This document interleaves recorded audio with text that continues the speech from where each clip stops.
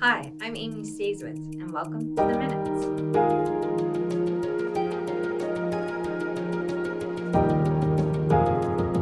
Thanks for tuning in. It's great to have you along with The Minutes for the week of December 1st, 2025. This is the City of Thunder Bay podcast.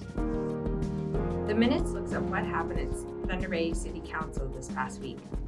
You can find The Minutes wherever you get your podcasts, including our YouTube channel and our website, thunderbay.ca/theminutes. And don't forget to subscribe so you never miss an episode.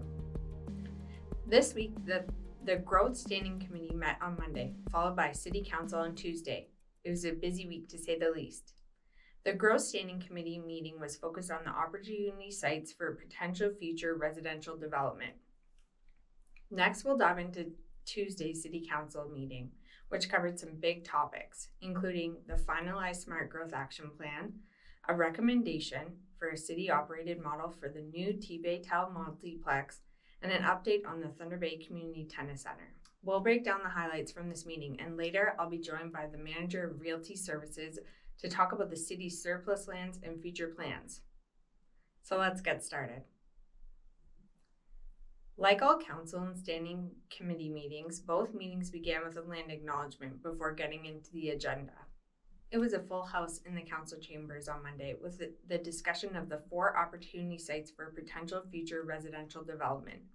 This was a special growth standing committee meeting due to the number of deputations. Administration received over a dozen proposals, demonstrating strong interest and confidence in the city's direction. And after evaluating them, 4 high-scoring proposals were chosen. The city owns a handful of empty properties. However, city administration is seeking endorsement of the Growth Standing Committee for the following 4 sites to be used for new housing, which include 300 Tokyo Street, which is approximately 400 units, 144 Fanshawe Street, which is approximately 200 units, 791 Arundel Street, which is approximately 600 units, and 211 to 223 Tupper Street and 224 Camelot Street, which is approximately 185 units. The city is recommending that all 4 sites be declared surplus. Financially, this is a long-term win for the city. If these sites eventually sell and get built out, we're talking millions in land revenue, hundreds of millions in construction activity, and a pretty significant bump in annual property tax revenue. If approved, these projects will help the city meet its 2026 housing targets and could unlock nearly $6 million in additional federal funding for 2027. It's a big step forward in Thunder Bay's push to build more homes. After a lengthy discussion, the Standing Committee endorsed the recommendation, and it will now move forward to City Council for final approval in the new year.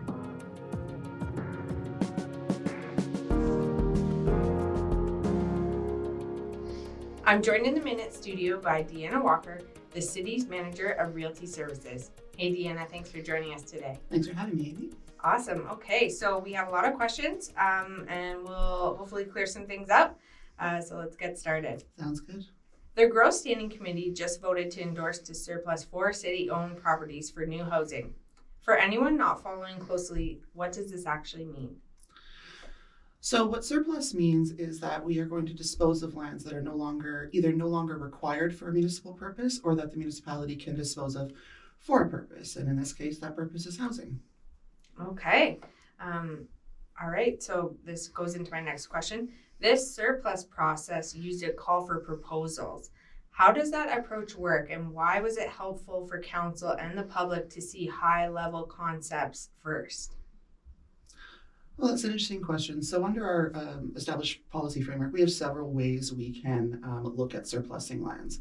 Sometimes it's a small lot addition, like somebody's buying a piece of lane or something like that, all the way up to what we're discussing here with the larger parcels of property that we don't necessarily have a proponent for. People have not approached us for in the past, but we wanted to package these up, send them out to the public, out to the development community, and say, what do you want to do with these? Show us what you got, right? Team sport, housing is a team sport in Thunder Bay right now. So what do you have? And we had a really robust response to that. And that let us see all different types of development that were submitted We then scored them using a matrix that was part of the package of the call for proposals. And what people are seeing now are the top scoring proponents for each of those 4 sites. So while there were 10 sites, these 4 proposals were the ones that scored the highest and were chosen to move forward with. I think one of the reasons it's important for people to see high-level concepts is just the starting point, right? It does depict that we're looking to see multi-unit residential on these properties.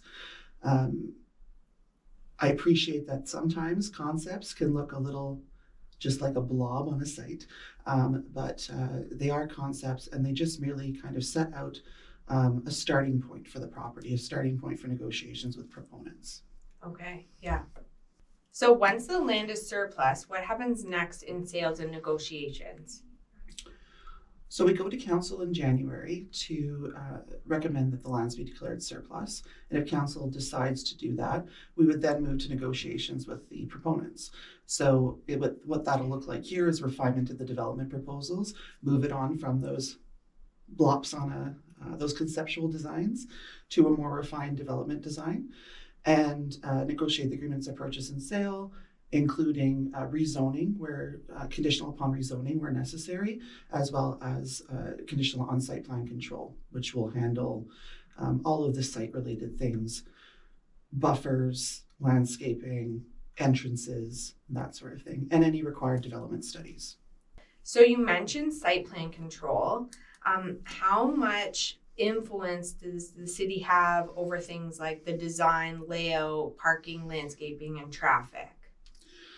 Okay, so site plan control is a function that handles a group of things on the site. It can be everything from driveway entrances, landscaping, positions of the building on the site, stormwater management, all of the things that people are usually concerned, tree buffers, that sort of thing. There are also development studies that need to be done that would manage, that would determine whether there was traffic improvements required. And there are things that site plan control does not take care of, which is, say, composition of the building itself. So height of the building, number of units. Well, some of that is controlled by the zoning bylaw. Other things are negotiated through the agreement of purchase and sale. So site plan control is site-related works, development studies, and then there's the negotiation, the agreement of purchase and sale. Right. So there's several factors that go into what the final product would look like. Right. Wow. And you just don't realize all these things. Now, development is a complex process. Right. Yeah, I'm learning that for sure. So if everything runs smoothly, what's the expected timeline? When will there be a shovel in the ground type of thing? So we are looking to have, it's anticipated that if everything goes smoothly, we would have building permits issued by the end of this year, with construction starting either late 2026 or early 2027. Okay. And that goes by fast. It really does. Yeah. I mean, we're at the end of 2025 already. Who saw that coming? Yeah, honestly, yeah. We heard some opposition, but most survey and open house feedback was supportive or looking for small adjustments.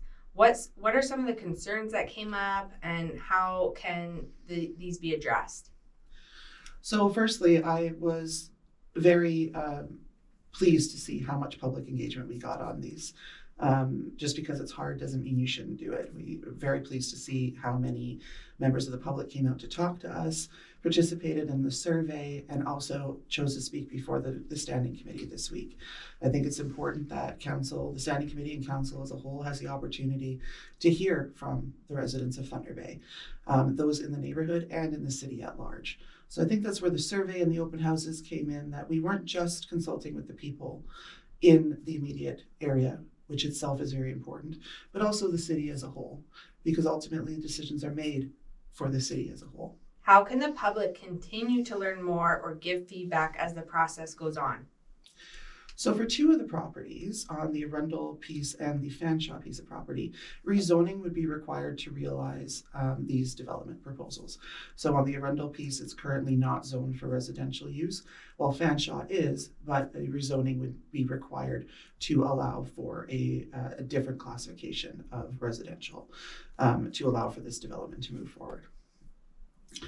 So those are on those two properties. That's how people can stay involved. People can also reach out to their counselors. The decision will not be before council until mid-January. And they're always welcome to visit our website at buildthunderbay.ca to see what updates have been provided. And we will be putting out information as time goes by to ensure people stay engaged where they are able to. Yeah, wonderful. Yeah, definitely encourage people to go to our website or potentially our Facebook page. We'll share information on there too. Thunder Bay is short more than 1,100 homes. How much do these 4 projects help close that gap and move us forward for federal housing targets and accelerator funding? So that's very true. Thunder Bay is experiencing a housing shortage, and as proposed, the number of units that could be realized through these 4 developments is around 1,400, just under 1,400 as proposed. Based on what we heard from the public on Monday and from the standing committee, we may not ultimately be at that number. There may be some adjustment to that as we move forward through this process. So we will likely not hit that max that was proposed, but it will go a long way to closing that gap, regardless of what we land on for each property.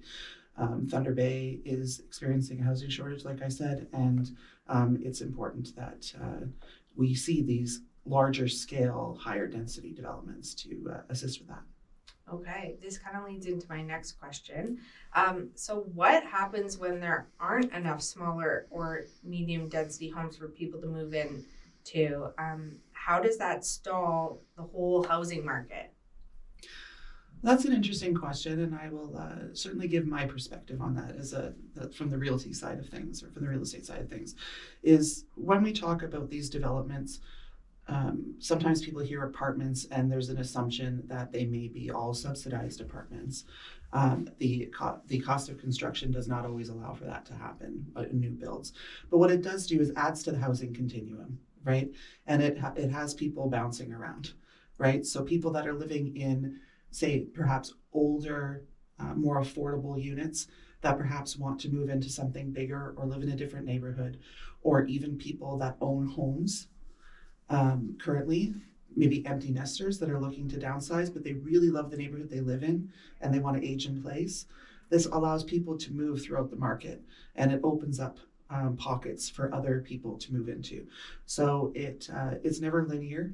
It's likely messy, but people bounce around in the market, and it does open up pockets and people are allowed to enter. So it's I'm sure there are varied opinions on that, but that's what we're hoping to see with adding to the supply, given the demand in Thunder Bay. Right. It's like a ripple effect. Exactly. Yeah. So there are some myths about density, like higher crime or lower property values. What does the evidence actually show? So there is no evidence that multi-unit residential would create a decrease in property value. As a homeowner myself, I understand that's always a concern for people. I think that there is, particularly when people see a conceptual design, there is an assumption that it will be imposing and unpalatable to the neighborhood. And the reality is if we look around Thunder Bay, these things, after they've been there a while, they really do blend into the community. Gaps get filled in for services. There's more people walking around. So it can often, in my opinion, have the opposite effect of, it just can make neighborhoods more complete places to live. And even in my own neighborhood, I know I drive around and I barely notice some of the multi-unit residential just because it's a fabric of the place. And that's the goal. Don't want anything to stand out. You want it to be part of the fabric eventually. Right. Yeah, we don't notice those things now driving around. They've just always been there. So it'll feel like that eventually. Change is hard, right? Yeah. And if you've not always seen something, it sticks out like a sore thumb. But after it's been around for a while, you barely notice it. So there's a frequently asked question, which is, why aren't we directing this development in the cores? Yeah, I've certainly heard that one a lot. And that is, directing development to the cores is important, certainly. And we do have one of these, one of the 4 that is in the North Core. There were properties put up in both cores through the call for proposal process, and we either didn't receive any interest, or the interest that we did receive just did not meet our minimum scoring threshold through the call for proposal process. We are reaching out to some of the proponents that maybe didn't hit that particular threshold, to talk to them about their developments, their development proposals, and where we can potentially see those happening. What we are doing is ensuring that all development is directed inside our urban boundaries, so we are not spreading further out. It is the name of the game is infill, and we're achieving that through these developments, and we will continue to work to bring more lands online in the cores to encourage that development. These 4 proposals are just the start. Are more city-owned sites available? And is the city still accepting proposals? Where can people find out about this? Yes, so we had 10 pieces of property to start with in our call for proposals. We have chosen to move forward with 4, so there remain 6 pieces of property. We also have other properties we're looking at bringing online shortly, as we usually do. But once a year, we take a look through things, see if we have land that would be suitable to support specific purposes like housing. People can visit the buildthunderbay.ca website. The call for proposals remains open, and everyone's obviously welcome to call Realty Services and reach out and speak to us about that. So finally, is there anything else you want residents to know about these developments or the remaining opportunity sites? So I would just encourage the residents of Thunder Bay to keep involved in the process as we move forward. There's many steps ahead of us yet, and there are many opportunities for people to remain involved. And I am greatly appreciative that people have taken an interest in this and want to be involved in the process. And as for the remaining opportunity sites, I just encourage everyone to go take a look, see if you might have an idea, or maybe someone you know does. I really want to. Me and my team really want to keep this rolling. I think it's a great way to inspire creativity amongst everyone and have them participate in closing that housing shortage here in Thunder Bay, and making our city better. Right, it's a big deal, the housing shortage. So it really is. Yeah. So thank you so much for all your hard work, to you and your team, for everything you're doing for our community, and thanks so much for coming to chat with me today. Thanks for having me. Awesome. On Tuesday, City Council met to review and finalize several important agenda items. The meeting started with a land acknowledgement, followed by the national anthem and holiday songs performed by students from Algonquin Avenue Public School. A big shout out to the grade 3 class for your amazing performance. Then the meeting commenced. First up was the proposed capital budget survey results, which were provided by Carrie Greaves, Commissioner and City Treasurer of Corporate Services. The engagement dipped from last year, and the city is looking for ways to get more people engaged with the budget in the future. The 2026-2027 capital budget was approved by City Council. A closed session then took place. There were 3 items that arose from the closed session, which need to be approved in a public session. Number 1 was 3 members of council were appointed to committees and boards, including Community Safety and Wellbeing, DSAB, and the Community Auditorium. Next was an approval of a lease agreement with Terrace Bay for a new EMS station. And finally, an approval for the Superior EMS Unifor 229 collective agreement. After that was the consent agenda. The primary purpose of a consent agenda is to reduce meeting time by grouping together items that are expected to pass without debate. This allows for City Council to focus on more significant issues that require discussion and deliberation. This week's City Council meeting included 16 different consent agenda updates, including standing committee meetings, ward meeting minutes, 2026 interim tax levy report, and the appointment of city clerks, to name a few. Council approved all consent agenda items in one motion. Following the consent agenda was 2 motions brought forward to City Council.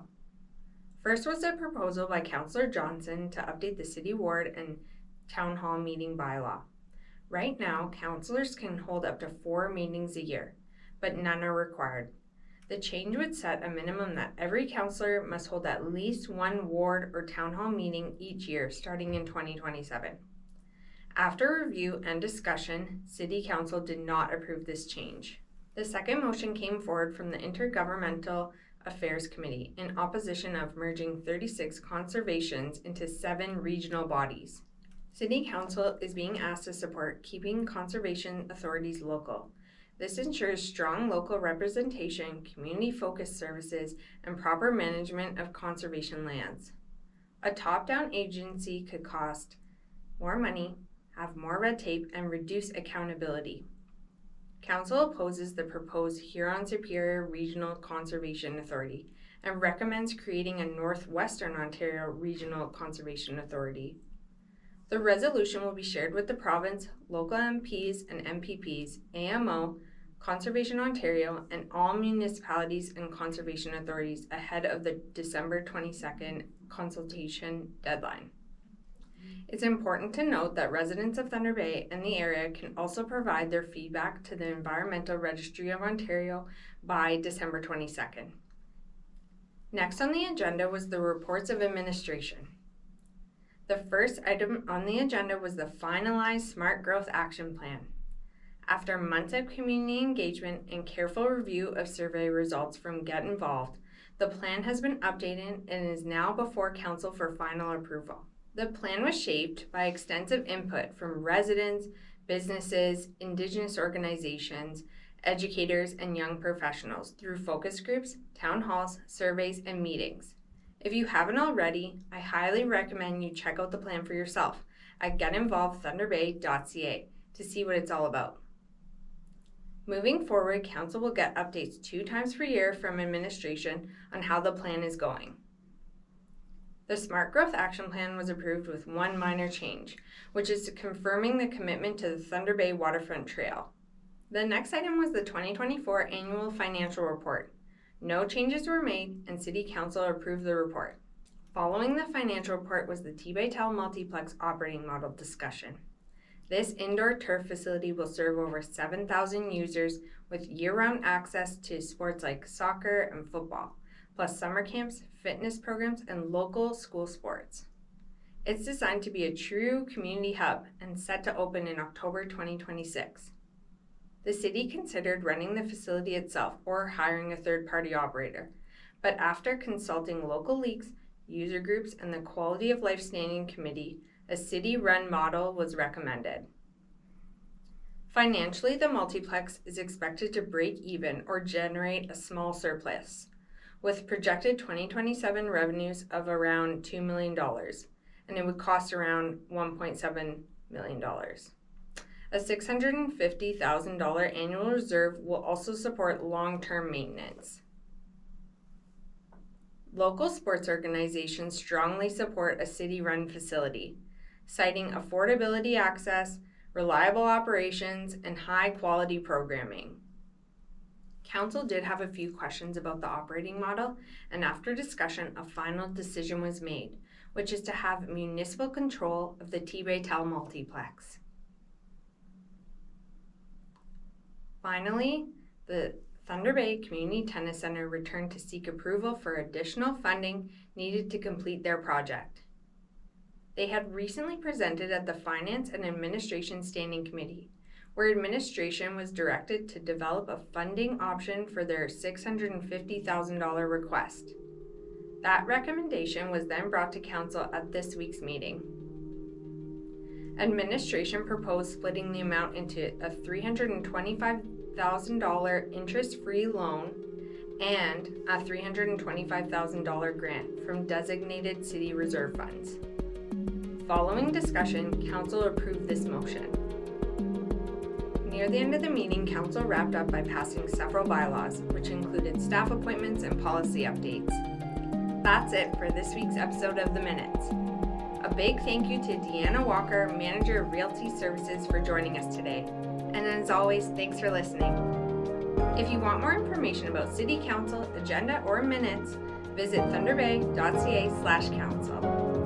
You can catch the minutes every week wherever you get your podcasts, on YouTube or on our website at thunderbay.ca/theminutes. If you haven't already, hit that subscribe button so you never miss an episode.